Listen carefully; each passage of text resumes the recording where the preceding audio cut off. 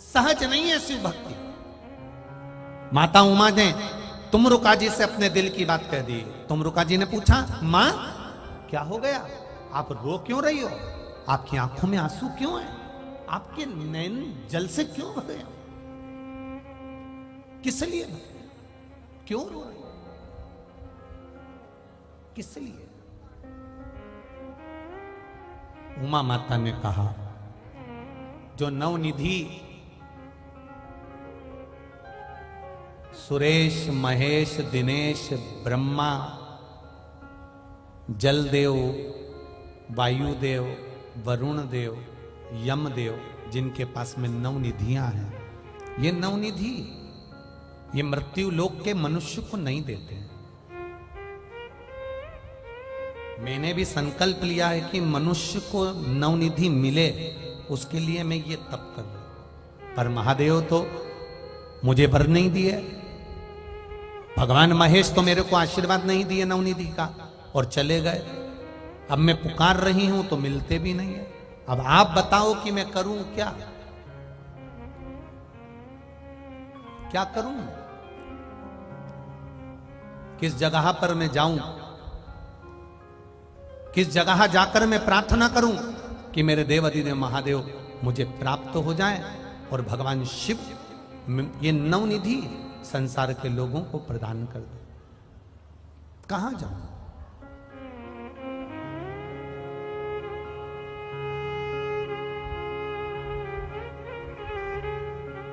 तुमरुका जी ने स्थान बताया, काशी से दक्षिण में गंगा बहकर निकल रही है। आप वहीं पर कुछ देर बैठकर शिव का गुणगान करोगे तो भगवान शंकर आकर वर जरूर देंगे, आएंगे। करो वहां पर गुणगान। माता उमा देव अधिदेव महादेव का नाम लेकर तुमरुका जी से निवेदन कर कर, तुमरुका जी के शब्द सुनकर कोई ज्ञान देने वाला मिले, शिव भक्ति को प्रदान करने वाला मिले। शंकर भगवान खुद आकर आपको मार्ग नहीं बताते, शिव किसी को जन्म दे देते हैं पृथ्वी पर, जो आपको मार्ग बता देगा, उस पर चल लिए तो निकल भागे। वो आएगा, बताएगा। मेरा महादेव नहीं आएगा, पर मेरे महादेव किसी ना किसी को भेज देगा और तुम्हारा मार्ग बता देगा।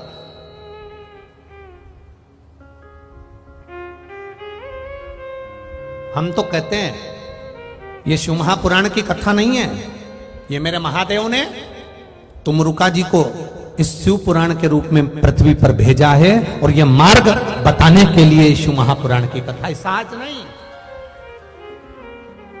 उसको समझने वाला चाहिए, एक एक शब्द को जिसने समझ लिया, एक एक शब्द को, एक एक शब्द। कितने पत्र हैं, ढेर लगा हुआ है पत्रों का। एक एक पत्र को, ये पत्र हमारे साथ सीओर नहीं जाते, ये पत्र हमारे साथ कहीं नहीं जाते, ये पत्र यहीं रहते हैं। उसमें मोबाइल नंबर रहता है, गांव का नाम रहता है, स्थान का नाम रहता है। किसी को संशय हो तो इन पत्रों में से मोबाइल नंबर निकाल कर, एड्रेस निकाल कर उनके घर जाकर भी पता कर सकते हो कि तुमने क्या करा था, तुमने शंकर का गुणगान क्या करा था। कहीं सियोर वाला महाराज ने कहीं तुमको कुछ दे तो नहीं दिया था कि तुम जाकर वहां पर सामने खड़ी हो जाना, या तुम। और हमको तो किसी का भाग्य लिखना भी नहीं आता कि हम किसी कागज पर लिखकर आपका भाग्य बता दें कि तुम क्या करने वाले हो और कहां से आए, हमको नहीं आता। हम तो शिव की कथा कहना जानते हैं और शंकर भगवान पर एक लोटा जल का महत्व जानते हैं, एक बेलपत्री का महत्व जानते हैं, एक शमी पत्र का महत्व जानते हैं। बस इतना जानते हैं कि तुम, जब तुम्हें खुजाल चलती है तो तुम खुजाते हो, तुम्हें भूख लगती है तो भोजन तुम करते हो, और तुम्हारा सिर दुखता है तो भोजन तुम करते हो, और तुम्हारा सिर दुखता है तो गोली तुम खाते हो। अगर पैसा भी आया तो तुम्हारे सुख के लिए आया, और दुख भी आया तो तुम्हारे लिए आया। तो भजन भी तुम्हें करना पड़ेगा, कोई दूसरा नहीं करेगा। तुम करोगे तो तुम्हारा दुख कटेगा। कई लोग कह देते महाराज जी तकलीफ हमको आई है, तुम हमारे लिए ऐसा कर दोगे क्या? अब जिनको करना होगा वो तो कर देंगे कि भैया चलो कुछ नहीं तो 25-50 हजार रुपए मिल जाएंगे, मैं तुम्हारे लिए सब कर दूंगा और फिर तुम कुछ भी नहीं होगा। और कई होंगे जो तुमसे कह देंगे कि लाओ दे दो 50,000, लाओ दे दो 1 लाख, लाओ दे दो 25,000, लाओ दे दो 30,000, मैं तुम्हारे लिए ऐसा कर दूंगा। पर यहाँ शिव महापुराण की कथा कहती है कि भूख लगी तो भोजन तुम्हें करना है, सिर दुखा तो गोली तुमको खाना है, दर्द हुआ तो बाम तुमको लगाना है, उसी तरह छींक आई तो छींकना भी तुमको पड़ेगा, तुम्हारे बत्तल का पड़ोसी नहीं छींकेगा। उसी तरह दुख आया है तो तुम्हें ही काटना है, कोई दूसरा नहीं काटेगा। हम कभी नहीं कहते कि हम तुम्हारा दुख काट देंगे या हमारे पास आ जाना हम तकलीफ कर, ना ना ना ना। तुम शिव मंदिर तक जाओ, तुम शंकर की चौखट तक जाओ, तुम शिव के द्वारे जाओ, वो अपने आप कटेगा। तेरे मंदिर में आना मेरा काम है, मेरी बिगड़ी बनाना तेरा काम। वो काटेगा, हम नहीं काट सकते। हम तो केवल शिव पुराण के माध्यम से आपको बता सकते हैं कि इस पथ पे चल दो, इस मार्ग से आगे बढ़ जाओ। जैसे आज की कथा में मिला शमी का फूल, आज की कथा में मिला है, तो ये साधारण नहीं है।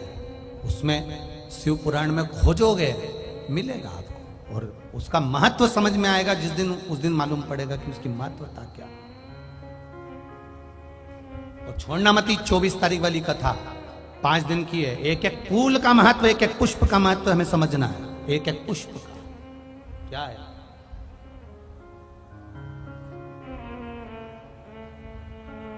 शिव तत्व को जानने का मौका मिला है। शिव तत्व पहुंच गए और मां तुरंत उसी समय पर पहुंची, उसी समय पर। आज माता उमा काशी से कुछ दूरी पर एक स्थान पर बैठकर शिवलिंग का निर्माण कर जब आराधना में डूबी तो गंगा मैया वहां पर आकर खड़ी हो गई। गंगा जी ने जो माता उमा को देखा तो पूछ लिया, मां उमा आप यहां?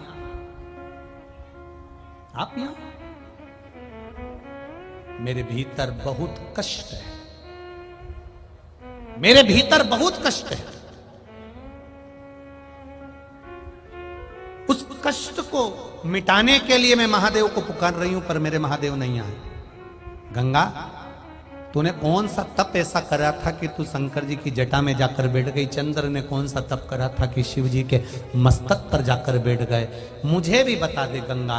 गंगा वहीं से उत्तर की ओर जब वहां पहुंची है तो अपने मार्ग को बदल लेती है, और वहीं पर जिस स्थान पर मां उमा ने शिव जी को गंगा का जल चढ़ाकर आराधना करना प्रारंभ करी, वहीं देवाधिदेव महादेव प्रकट हो गए और शिव जी का नाम शूलटंकेश्वर महादेव पड़ गया। बोल शूलटंकेश्वर महादेव की। काशी से 15 किलोमीटर की दूरी पर दक्षिण में आज भी शूलटंकेश्वर महादेव विराजमान है, जहां पर माता उमा ने भगवान शिव की आराधना करी थी। शिव प्रकट हुए, शिव सम्मुख, शिव सम्मुख, सामने भगवान शिव सम्मुख। और जब मेरा देवाधिदेव महादेव सम्मुख में आ गए, जब मेरा बाबा सामने आया, कहा मांगो। उमा कहती हैं, प्रभु मैंने पहले भी आपकी तप साधना करी, आपका भजन करा, आपका कीर्तन करा, आपका मंत्र जाप करा, पर आपने मुझे वर नहीं दिया। आप उस समय पर भी चले गए, आज मुझे वर दे दीजिए। क्या वर चाहिए? बस मृत्यु लोक में रहने वाले मनुष्य को नवनिधियां प्राप्त हो ऐसा वर दे दीजिए। नवनिधि मृत्यु लोक में जितने मनुष्य हैं उनको मिल जाए, बस ये वर चाहिए। शंकर भगवान कहते हैं उमा तू कुछ अच्छा नहीं मांग रही, कुछ तू ठीक नहीं मांग रही। उमा ने कहा प्रभु सर्वे भवन्तु सुखिना, सबके हित का ही तो मैंने मांगा है, सबके लिए ही तो मैंने मांगा है, सबके हित। जब मैं सबके हित का मांग रही हूं तो फिर उसमें गलत क्या है? गलत क्या है?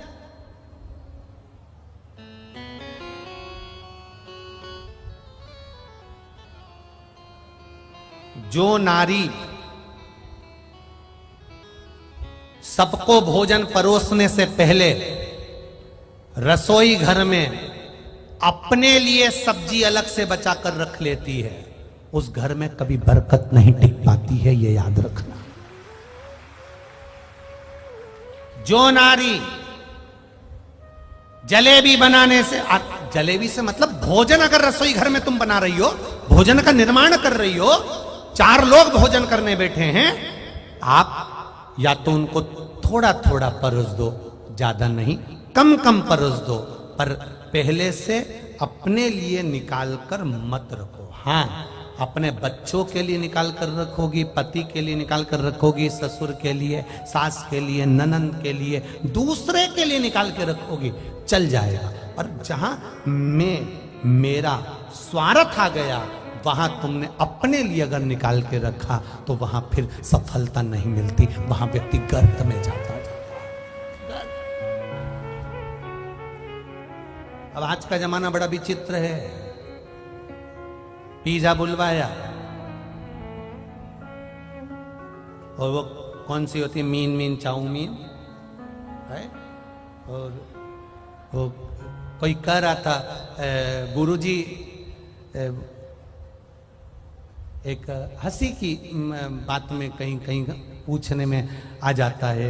एक वो हमारे साथ में वो सावन पंडित जी रहते हैं ना, तो सावन पंडित जी एकदम दुबरे पतरे हैं। तो एक बार हमने सावन महाराज जी से बात करते करते हमने पूछ लिया, क्यों रे डॉक्टर को दिखाओ, इतने दुबले पतले हो, किस चीज की कमी है तेरे शरीर में जो इतना दुबरा होते चले जा रहा है? तो वो कहता गुरुजी डॉक्टर को दिखाया था, वो बोल रहा था तुम्हारे शरीर में पानी पूरी की कमी है।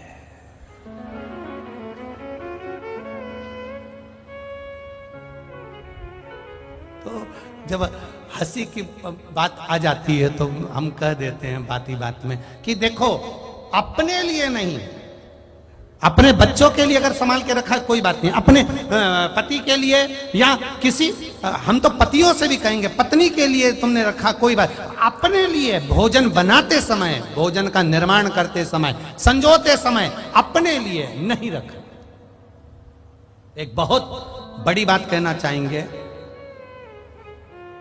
कई बार हमारे भी रिश्तेदार हमसे मिलने के लिए आते हैं तो हमसे कहते हैं भैया, ए भैया तुम्हारे चाचा जी बड़े बीमार हैं, उनके लिए कोई ऐसा उपाय बता दो ना। तुम सबको बताते हो, हमारे चाचा जी के लिए नहीं बता सकते?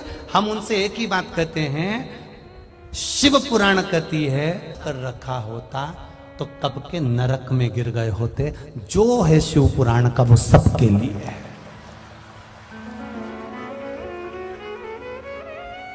कोई हमारे पास में ये पूछने मत आओ कि हमारा सिर दुखा तो ये उपाय, ना ना ना ना। हमसे अगर आजकल का तो जमाना ही, हम तो कहते हैं लोग मिलने भी केवल मिलने के लिए नहीं आते, लोग फोटो के चक्कर में। पहले जब ये टीवियों पर कथा नहीं आती थी तो लोग पूछ भी लेते थे और जान भी लेते थे कैसे हो महाराज जी, भूख मुख लग रही कि नहीं लग रही, रोटी मोटी भा रही कि नहीं भा रही, भोजन मोजन किया कि नहीं करा, ऐसा करा, पहले लोग पूछ लेते। आज के जमाने में तो आते से ही बैठते से ही बस एक फोटो खिंचवा लो, एक्सक्यूज मी एक सेल्फी ले लो। इनकी सेल्फी लेने के चक्कर में अपनी सेल्फी निकले जा रही है।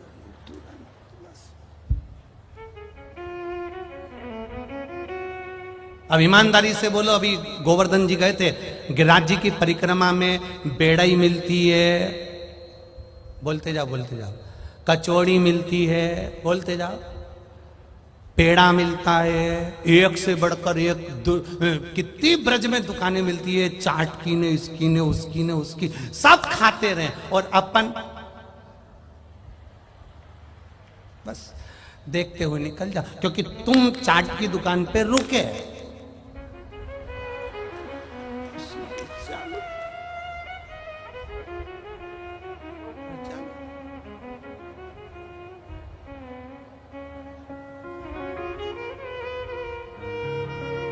अब शिव महापुराण की कथा कर रही है, आप अपने लिए आपको नहीं सोचना, आपको अपने लिए नहीं सोचना, आपको अपने लिए सब्जी बचा कर नहीं रखना, आपको अपने लिए सामान बचा कर नहीं रखना, आपको अपने लिए लड्डू पेड़ा बचा कर नहीं रखना, आपको अपने लिए कुछ संजो कर नहीं रखना। आप दूसरे के लिए जब करोगे तो महादेव आपके लिए करना प्रारंभ कर देगा। आपके लिए करो, आप करके देखिए, आप लगे हो।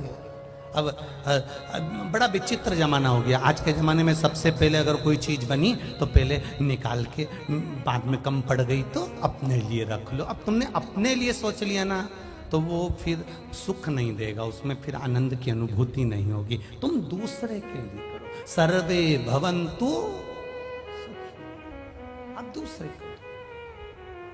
शिव पुराण कह रहे, भगवान शंकर का संवाद कर रहा है। शूल टंकेश्वर भगवान प्रकट हो गए और शूल टंकेश्वर भगवान प्रकट होकर काशी से 15 किलोमीटर की दूरी दक्षिण में, जहां पर भगवान महेश की आराधना मां उमा ने करी और शूल टंकेश्वर महादेव वहां पर विराजमान होते हैं। कहते हैं उमा मांग तुझे क्या चाहिए। उमा कहती है ये संसार के लोगों को नवनिधियां दे दीजिए। शिव जी कहते हैं उमा तुम गलत मांग रही हो, मैं कैसे दे दूं नवनिधि, कैसे दे दूं मैं इनको नवनिधि, आप गलत मांग रही हो उमा। उमा जब तक विश्वास नहीं जागेगा तब तक नवनिधि इनके भीतर आ नहीं सकती। तो आप नवनिधि क्यों नहीं दे देते? शंकर भगवान ने कहा सुनो उमा, जिस समय पर अष्ट सिद्धि नवनिधि प्रकट हुई थी, उन नवनिधियों ने, अष्ट सिद्धियों ने देवताओं से प्रार्थना करी थी कि आप हमको ऐसी जगह मत भेज देना जहां जाकर हम दुखी हो जाएं। गाय, बेटी और लक्ष्मी, क्या 3 चीजों के नाम आप भी बोलो? गाय, बेटी और लक्ष्मी। ये 3 हर किसी को नहीं दी जाती। दादाजी मर गए, गौदान करना है, पंडित जी को बुलाया, गाय दान में दे दी। पंडित जी गाय ले गए, जब तक दूध दी बांध कर रखी, गाय ने दूध देना बंद कर दिया। पंडित जी क्या खुद रहने की जगह नहीं, खुद तो छोटे से मकान में रह रहे, गाय कहां से बांधे? पंडित जी ने गाय को ले जाकर दूसरे को बेच दिया, दूसरे ने तीसरे को बेचा, तीसरे ने चौथे को बेचा, चौथे ने पांचवे को बेचा। बेचते बेचते बेचते बेचते बेचते बेचते वो गाय कसाई के हाथ में आ गई। कसाई ने उसको जब काटा, जो बद्दुआ लगी, श्राप लगा, पंडित को नहीं लगा, जिसने संकल्प छोड़ा था उसको लगा है।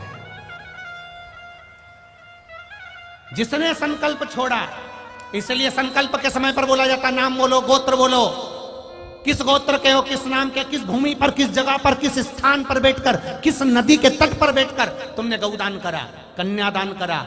उस जगह पर पूछा जाता है, कन्यादान के टाइम पर, गौदान के टाइम पर बार बार पूछा जाता है कि तुम्हारा नाम बोलो, गोत्र बोलो, पूछा जाएगा। तो ये गाय दान करने से पहले 50 बार विचार करना कि हम जिसको गाय दे रहे हैं, हम जिसको गौमाता दे रहे हैं, उसके यहाँ बांधने की जगह है कि नहीं है, खिलाने की व्यवस्था है कि नहीं है।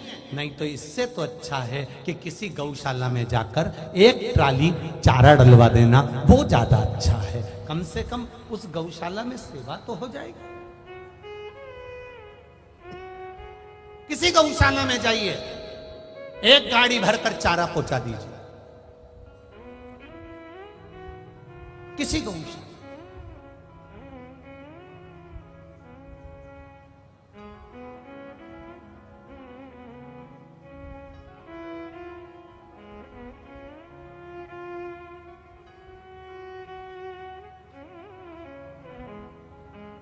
आपको लग रहा है कि ये गौशाला में चारा नहीं है, चारा। आपको लग रहा है गौशाला में पानी की टंकी नहीं है, टंकी। गाय भी तो आएगी 10,000, 12,000, 15,000 की। वो 10-15,000 का पानी की व्यवस्था गौ माता के लिए कर दो, चारे की व्यवस्था गौ माता के लिए।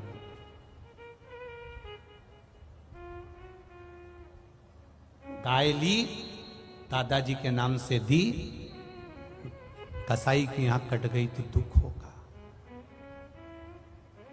बेटी, कन्यादान करने से पहले 50 बार विचार करना कि इस बेटी को तुम किसको दे रहे हो।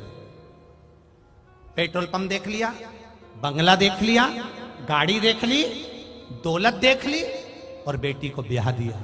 मालूम पड़े छोरा दिन रात नशे में डूबा रहे तो ऐसी जगह बेटी देने से कोई मतलब नहीं है, कोई मतलब नहीं। ऐसी जगह बेटी देने से कोई मतलब नहीं है। लड़का नशे में डूबा हुआ है, लड़का कहीं ना कहीं मित्र दोस्त में रात रात भर जाता फिर रहा है, और तुम्हारी बेटी को एक मीठा शब्द, वो पेट्रोल पंप, वो गाड़ी, वो बंगला किस काम का तुम्हारा, वो किस काम का? गाय दान करने से पहले 50 बार विचार करो, और कन्या दान करने से पहले 50 बार विचार करो। जिस लड़के के साथ लड़की को ब्याह रहे हो, वो तुम्हारी लड़की को सम्मान करेगा कि नहीं करेगा, मान सम्मान देगा कि नहीं देगा। लड़की को दौलत नहीं चाहिए, लड़के की मीठी वाणी चाहिए। जिसके साथ वो शादी कर कर जा रही है, अगर वो पति प्रेम की वाणी बोल ले, मीठी वाणी बोल ले, थोड़ा सा आदर कर ले, सम्मान कर ले, जरा जरा सी बात में चिल्ला के ना दौड़े। 4 लोगों में पत्नी ने कुछ कहा और वो चिल्ला के दौड़े, तो ऐसा पति पत्नी को नहीं चाहिए। वो कहती है जो सम्मान की वाणी बोले, आदर की वाणी बोले, ऐसा होना चाहिए। ऐसा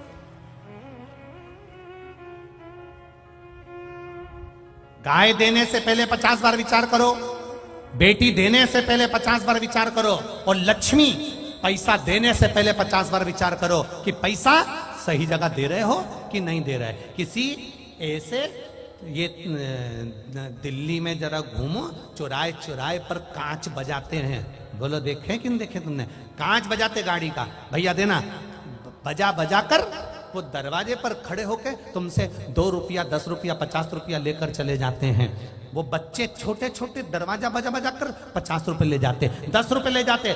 भिक्षुक, ऐसे भिखारी के कटोरे में पैसा मत देना जो भिखारी तुम्हारे पैसे को ले जाकर रात्रि को वेश्यावृत्ति में लगा दे, जुए में लगा दे या मदिरा में लगा दे। ऐसे को पैसा ना देना। ऐसे को धन देने की जरूरत नहीं है जो शाम को जाकर मैं खाने में लगा दे, शाम को जाकर मदिरा की दुकान में लगा दे, शाम को जाकर नशे में लगा दे।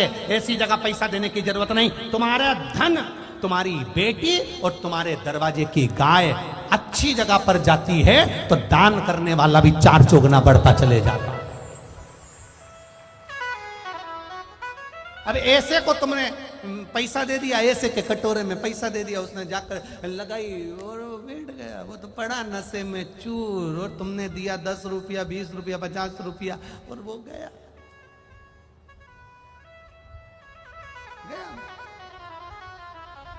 ट्रेन के अंदर छोटे छोटे बच्चे आते हैं, अपना कपड़ा उतारते हैं, झाड़ू लगाने लगते हैं, तुम्हें दया आ जाती है, तुम उसने अपना शर्ट उतारा, पोछा लगाया ट्रेन में, तुमने 10-20 रुपए दे दिए, 5 रुपए, 1 रुपया तुमने उसको दे दिया।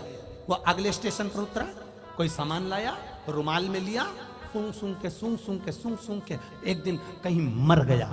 उसके मरने में, उसके नशे में मरने में 1 रुपया तुम्हारा भी लगा है, इसलिए तुम्हें भी मरते समय तड़प तड़प के मरना पड़ता है।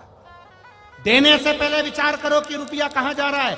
बेटी को देने से पहले विचार करो कि किस जगह पर बेटी को दे रहे हो। गौ माता को देने से पहले विचार करो कि गाय किसको दे रहे हो। गाय, बेटी और लक्ष्मी 50 बार विचार करना, तब किसी को देना। ऐसे हर जगह पर, आड़ी टेढ़ी जगह पर लक्ष्मी को कटोरे में ऐसी जगह मत देना कि वो मदिरा में लगा दे, जुए में लगा दे, मांसाहार में लगा दे, वेश्यावृत्ति में लगा दे। ऐसी जगह ना दीजिए। जाकर देखो सही जगह है कि नहीं है।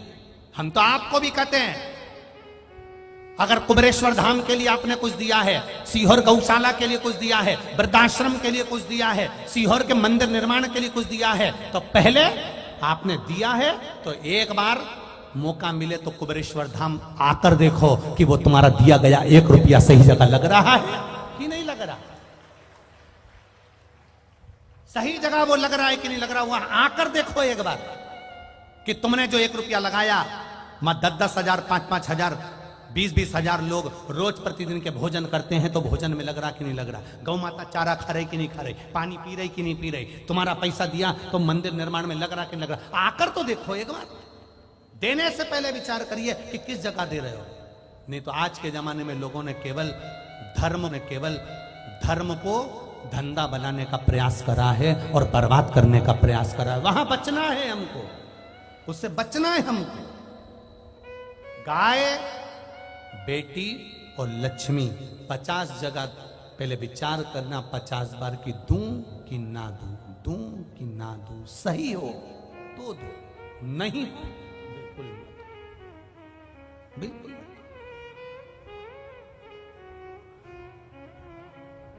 ये कल कोई कह रहा था, गुरुजी यहां पर बहुत सारे रुद्राक्ष मिल रहे हैं। कोई कह रहा है सीहोर का है, कोई कहता है कुबेरेश्वर धाम का है। इस व्यासपीठ से पहले भी कहा, आज फिर कह रहा है, सीहोर कुबेरेश्वर धाम का रुद्राक्ष कुबेरेश्वर धाम से बाहर कभी नहीं जाता। कुबेरेश्वर धाम से ही मिलता है, निशुल्क मिलता है, उसकी कोई कीमत नहीं होती। बस कंकर शंकर की धरा से लेकर जाओगे तो तुम्हारे को उसका असर मालूम पड़ेगा कि वो, नहीं तो ऐसे तो हमारे सीहोर में भी बहुत लोग बांटते फिरेंगे कि ये सीहोर का रुद्राक्ष है, तुम जाकर बैठ जाओ, सीहोर स्टेशन पे चले जाओ, सीहोर के बस स्टैंड चले जाना, कहीं तो आसपास में चले जाना, तुम्हारे इंदौर आदि कहीं जहां जाओगे। आजकल तो जगह जगह जहां कथा होती है, और कथाकारों ने भी विचार करा कि कथा हो रही है तो अपन यहां पर भी रुद्राक्ष बांट दो, दुनिया में मिलेगा, दुनिया में बिकेगा, दुनिया में बटेगा। पर जो बाबा के धाम का रुद्राक्ष है, हम उसकी 100% गारंटी ले सकते हैं कि वो तुम्हारे पर सीधा काम कर सकता है, सीधा। बाकी की हम विश्वास, मेरा रुद्राक्ष, मेरे बाबा के चरणों का जो अश्रु का आनंद है वो साधारण नहीं हो सकता। ये पत्रों के ये ढेर, ये देखो लोगों ने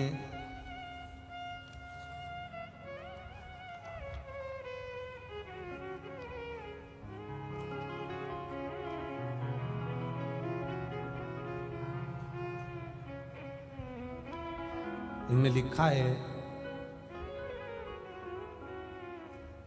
पंकज गोयल, सेक्टर 93 बी नोएडा। आप ही हैं? दोनों हाथ हिला दो ऐसा एक बार। हर हर, इस तरह से हिला दो, हर हर महादेव। साल 2019 में मुझे पैर में दर्द होना शुरू हुआ। जुलाई की शिवरात्रि के दिन पहली बार पैरालिसिस अटैक भी आ गया।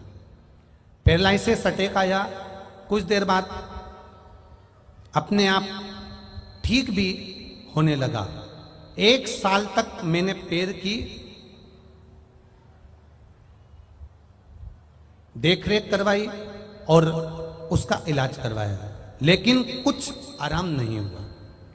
साल 2020 फरवरी में अचानक पैर में बहुत दर्द उठा, तो मैंने डॉक्टर को दिखाया, तो उसने बताया कि आपके लेफ्ट साइड के कूल्हे की हड्डी बिल्कुल गल चुकी है, पैर की नस से खून का दौरा बिल्कुल बंद हो चुका है। डॉक्टर ने बोला दूसरा हिप्स लगाना पड़ेगा, कूल्हे की हड्डी बदलना पड़ेगी, पूरी खराब हो चुकी है, 20% काम कर रही है।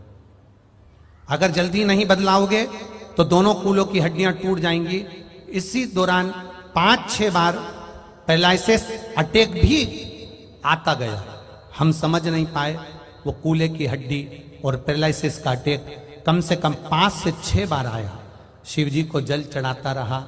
मेरी मम्मी आपकी कथा सुनती तो उन्होंने बेल की जड़ वाला उपाय, जो बेलपत्र की जड़ होती है, उसका जो उपाय आपने बताया था वो करा। मम्मी ने पशुपतिनाथ का व्रत करना प्रारंभ करा। 5-6 डॉक्टरों को दिखाया, सभी का एक ही कहना था कि कूल्हा बदलना पड़ेगा। कनाडा तक रिपोर्ट को भेजा गया, उस डॉक्टर ने भी यही कहा कि कूल्हे को बदलना पड़ेगा। तभी एक डॉक्टर ऐसा मिला जिसने मुझे बाबा की कृपा से कह दिया कि तुम चिंता मत करो, तुम्हारी कूल्हे की हड्डी ठीक हो जाएगी।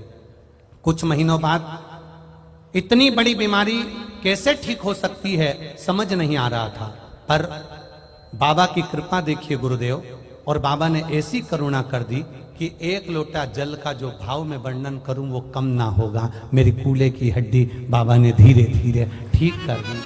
सारी रिपोर्ट लगा रहा हूं डॉक्टरों की, उस रिपोर्ट के साथ में एक्सरे भी लगा रहा हूं। शायद दुनिया के लोग विश्वास नहीं करते होंगे शिव जी पर मैं आज के समय का व्यक्ति शंकर भगवान को इतनी बड़ी सिटी में रहने के बाद भी पूर्ण विश्वास से कहता हूं कि महादेव सब कुछ कर सकता है। यह शिव तत्व है। बैठिए गोयल जी, हर हर महादेव। ये शिव तत्व है, ये शंकर, ये ओघड़ी, ये उसकी करुणा, उसकी कृपा।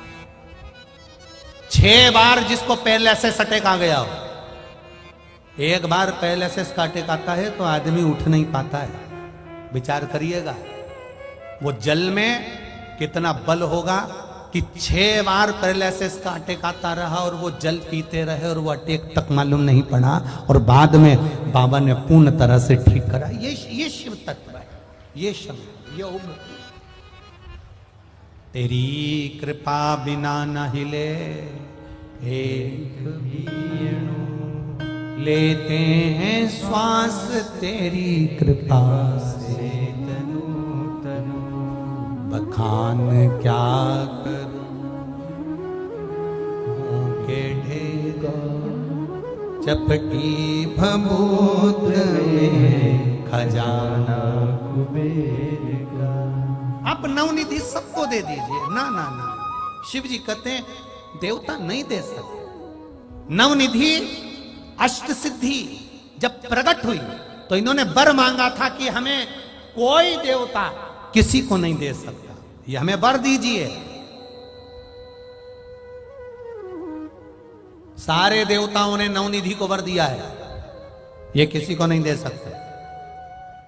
उमा माता ने भी जिद पकड़ ली, संसार के लोगों को नवनिधि तो आपको देना पड़ेगी, वो आपको प्रदान करना पड़ेगा। शिव जी कहते हैं कुछ और मांग लो, और कुछ जो तुम कहोगी मैं दे दूंगा, पर इसको छोड़ो, ये छोड़ो। तुम्हारा मन करे तो तुम दूसरा कुछ और पूछो, और कुछ।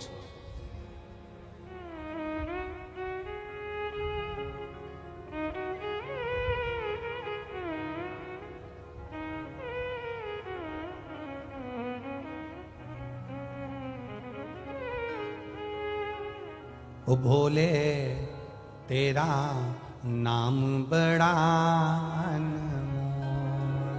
ओ भोले तेरा नाम बड़ा अनमोल। जिसने भी तेरा नाम पुकारा, आप भी बोलिए,